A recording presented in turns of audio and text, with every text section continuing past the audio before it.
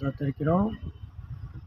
1 யோவான், நாம் தேவனிடத்தில் அன்பு கூர்ந்ததினால் அல்ல, தேவன் நம்மிடத்தில் அன்பு கூர்ந்ததினாலே நம்முடைய பாவங்களை தீர்க்க தம்முடைய ஒரே பேரான குமாரனை கிருபாதார பலியாக கொடுத்ததினாலே அன்பு உண்டாயிருக்கிறது. அல்லேலூயா.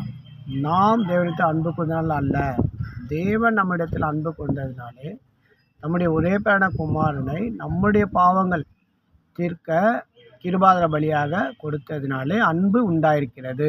அல்லேலூயா. அன்பு எப்படி உண்டாயிருக்குன்னா, வசனத்தினாலும் அல்ல, நாவினாலும் அல்ல, கிரியையினாலே அன்பு உண்டாயிருக்கும்.